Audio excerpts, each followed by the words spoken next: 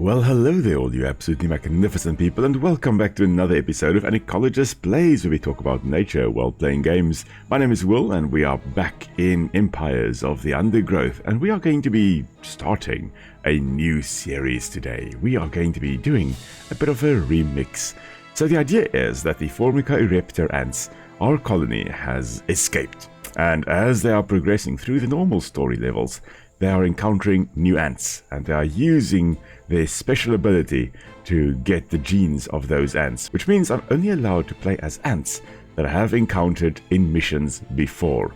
So that very often means that we're not actually playing as the normal ants for those story missions. So let's jump right in, shall we? Of course, we are starting off with New Home. And normally, of course, we play as the Formica fusca colony. However, we haven't encountered any Formica fusca yet, which means we are only allowed to play as the gene thief ants. This is going to be interesting. We're not allowed to have black ants. We're only allowed to have the queen and the worker gene thief ants. Of course, we are going to give our ants the best chance of survival, so voila. But in essence, these guys are acting like social parasites. They are going to be encountering some ant species, and they are going to technically be incorporating them into the colony, very similar to how slave maker ants, which we'll be playing as soon, they will be encountering other ants and they will be ant snapping them and using them as workers in their colony. So very similar to that. That's how we are going to be doing it. However, we are going to be using the horizontal gene transfer. We are going to be taking their genetics, and we are going to have our queen, in essence, laying eggs of those species we encounter. That's the short of it. But of course, we are going to be jumping in to see how things go. All the missions we are going to be playing on hard difficulty. Previously I played them on medium difficulty. It's what I'm used to, but henceforth we are going to be playing them on hard difficulty. We will not, however, be playing with challenge mode on. We have, of course, already looked at the different animals we encounter with the challenge modes. We looked, for example, at the gorilla telpa, the mole crickets. We looked at the larvae of the tiger beetles and all those other interesting critters we encounter as we progressed along the story. But without any further ado though, let's jump right in, shall we? This Formica fusca queen has set up home beneath a rotting log. She is fat and vulnerable. Their first brood will need to move quickly if the colony is to survive. Their priority now is to find food, and there is plenty around. But there are other hungry creatures down here. The workers will need to be vigilant. Yes, indeed. Okay, so as we heard there, this is a new colony that is starting. And you know, we are going to do this a lot in the series, of course. The ants have encountered a pocket of worm.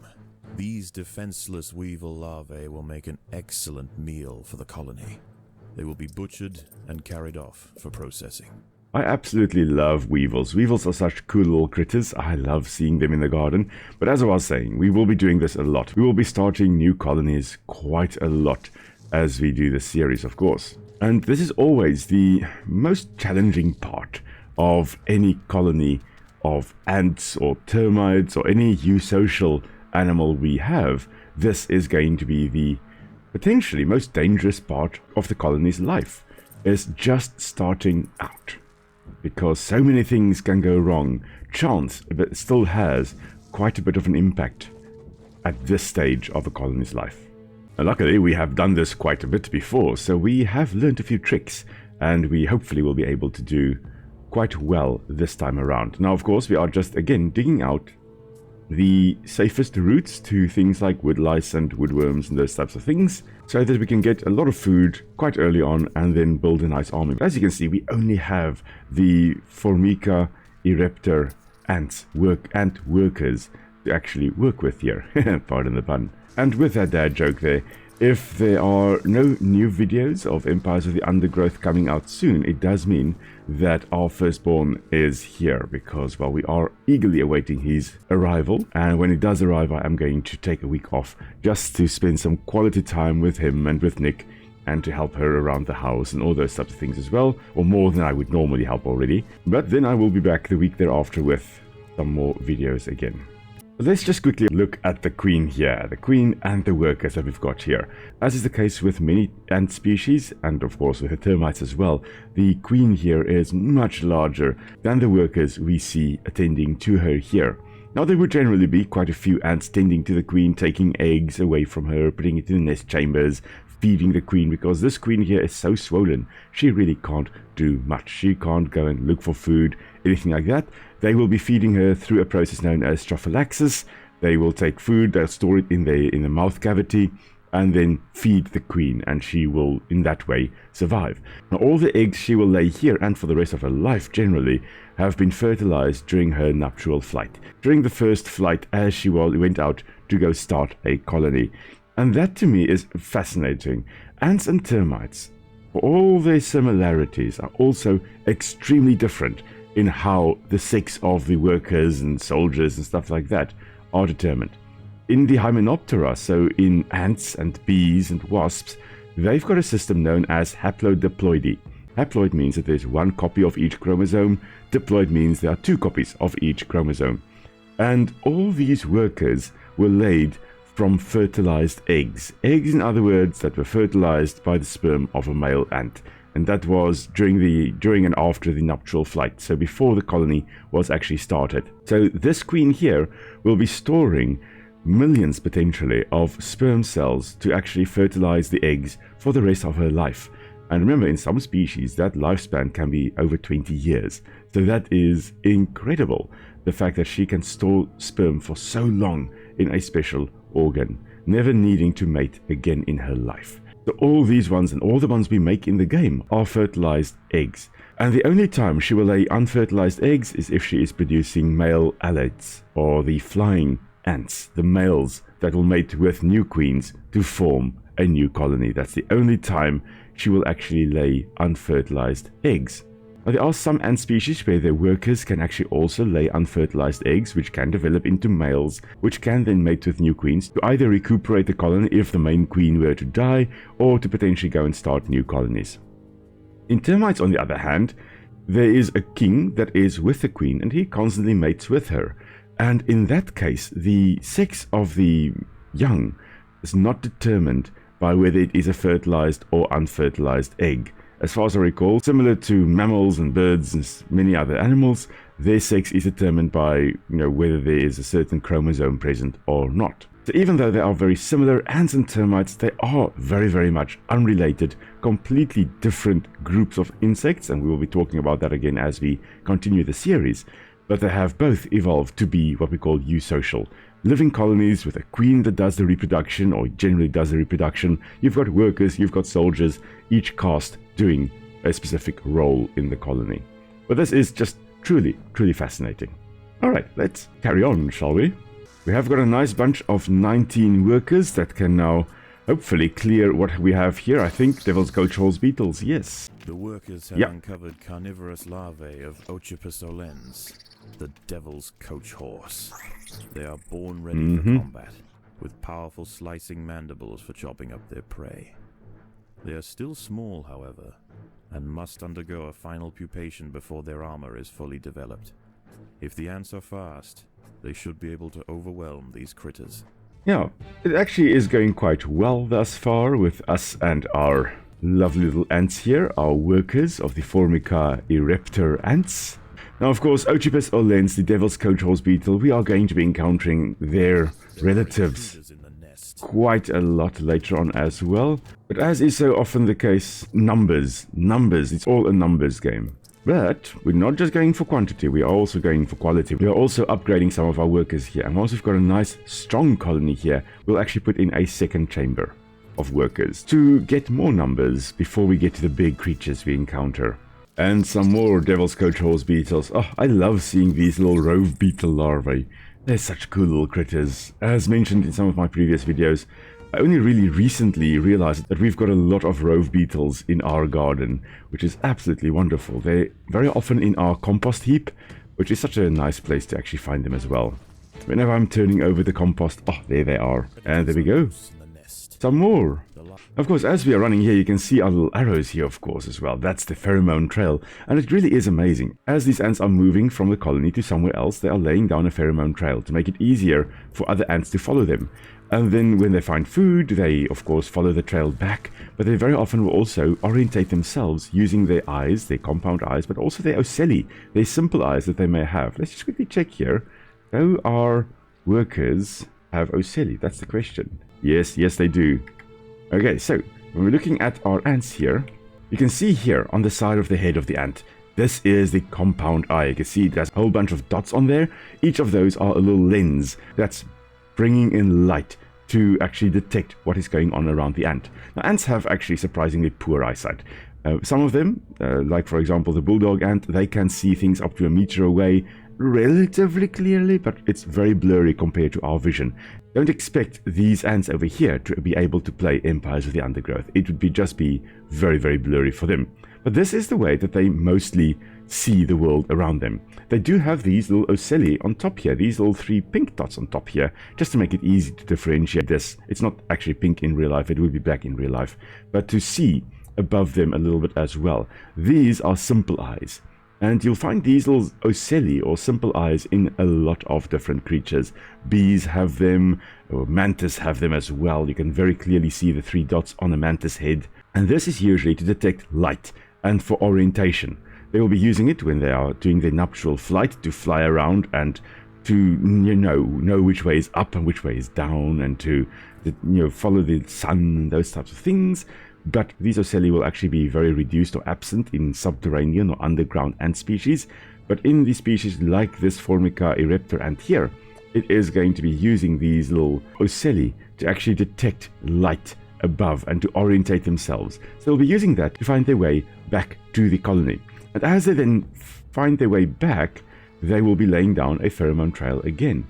And the more ants lay down a track, the more ants will follow that, and the stronger the pheromone trail becomes. And that's the way they use to actually make sure that they follow the easiest and the quickest route back to their colony.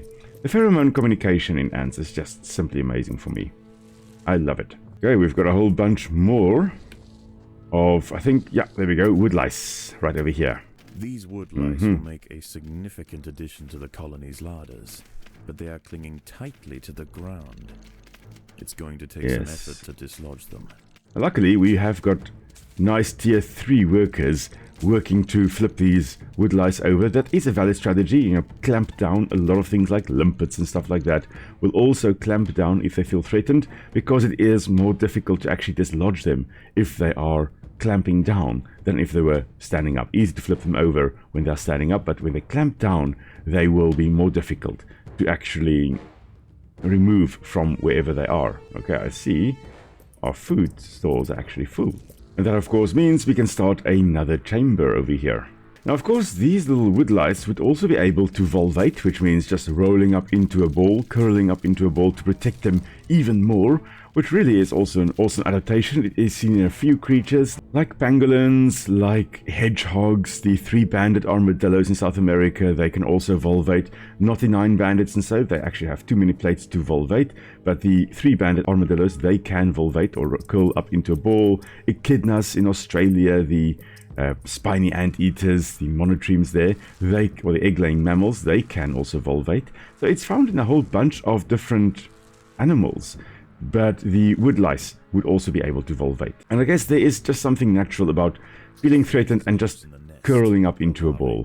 Now what we see in the nest here is actually very similar to what would happen when ants do start a new colony. A bit of exploratory digging. We constantly just going around and digging to this side and okay, cool, we're going back, and we're digging to this side and we're going back, we're digging to this side and we're going back. We're not digging in a straight line and just excavating everything. We are doing a bit of exploratory digging. Speaking of which, let's do a bit more exploratory digging to this side. And here we go. Chaos. Chaos, chaos, chaos. Okay, of course we are losing quite a few as these Devil's Coach Horse beetle larvae are taking us on. But we have got the numbers and voila, they are all dead. And now we also have 2 chambers of tier 3 workers. And they should be strong enough to actually take on the bigger, the adult Devil's Coach Horse beetles that should be hiding up here. Now technically when we had the smaller workers and the larger workers, this is a form of what we call polymorphism, where there's more than just one shape. All the ants are not the same size or shape. Some of them are a little bit more differentiated. We could have upgraded some of them to tier 3 and have them more as soldier types, and then the smaller ones would act as workers and just come in to remove the food. Whole bunch of Devil's Coach Horse beetle larvae here. really stand no chance here. We are just going to bottleneck them and remove them from existence. There we go. Easy peasy. Relatively easy peasy. I mean, we are taking quite a bit of losses, but it's alright. I have also just now excavated another chamber over here, just so that we can get more workers to tend to the queen here, to take her eggs and place them in chambers. As we lose some of our workers, they can, be replaced more quickly. And you know what? This is exactly what we are doing now. We've got our soldiers over here that's group 1. They will just be fighting. They're the stronger ones. Group 2 here are the smaller ones. They are just going to come in and remove the food.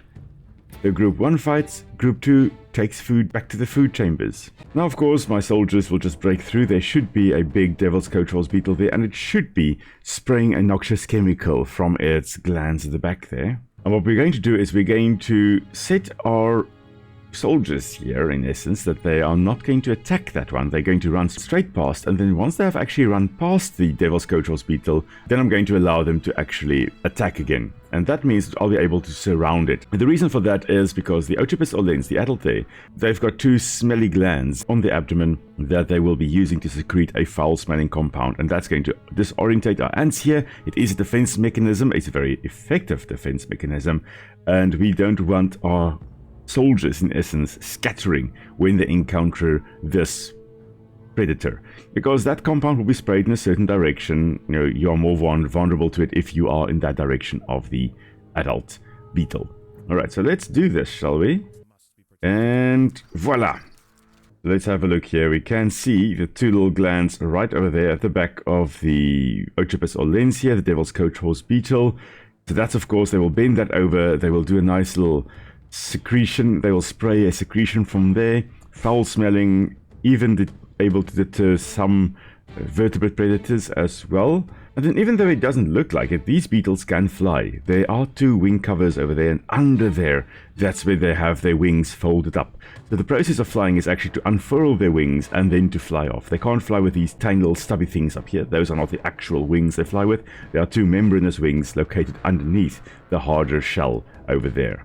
Alright, but we are just going to show this Devil's Coach Horse beetle who's boss. The ants have stumbled into the path of a fully developed Devil's Coach Horse beetle, and it's hungry for breakfast. The beetle is almost 4 times the size of a black ant, and protected by thick plates of external armor. Whilst it bites at the tiny defenders, it sprays foul-smelling secretions from the end of its raised abdomen, disorientating the ants. The Devil's Coach Horse is dead. Its corpse will provide food to support dozens of new brood. And then, of course, we are going to do the same for the chamber over there, because, well, there we also have 1, 2, 3 Devil's Coach Horse beetles, it seems. 3 adults. This is going to be perhaps a little bit more challenging. But let's do it, shall we? There are intruders in the nest. Actually, I didn't actually disable the fighting there, the ability to attack. I just let them carry on doing their thing. We are probably just going to regroup up over here. We will have to do that because, well, we have been overrun in that area. Attack, my little ones, attack! Yeah, this should be fine. We should be able to get rid of those smaller ones quickly. Then there's just those adults over there. Thankfully, we've got a lot of food stored away. We are able to replenish our numbers. We're just going to gather again over here. And once we have the numbers, we are going to charge forth.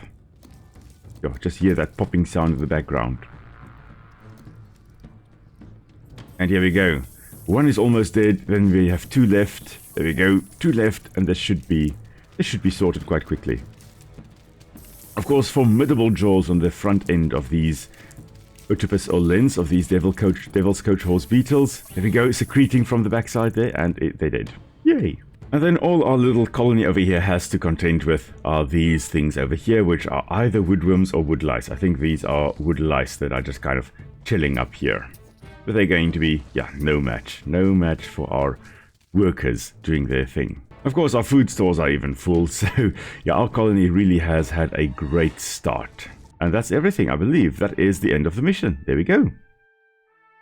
This Formica fusca colony has now established itself as a rising power in the undergrowth. Soon their territory will need to expand above ground, where new challenges await. For the time being, however, the Queen is safe. Indeed. So really a great spot for our actually Formica Ereptor ants to actually start their new colony, ready to take over the world. And with our next video, we are of course going to encounter the slave maker ants, and we are going to try to survive as Formica Ereptor. But as mentioned, our son is coming soon, so he may be coming this week, and that will mean that I will not be making any new videos. So I will keep you posted on the inner community tab of the channel, but I hope to see you guys again soon. And until then, everybody, stay safe. I'll see you soon. Cheers!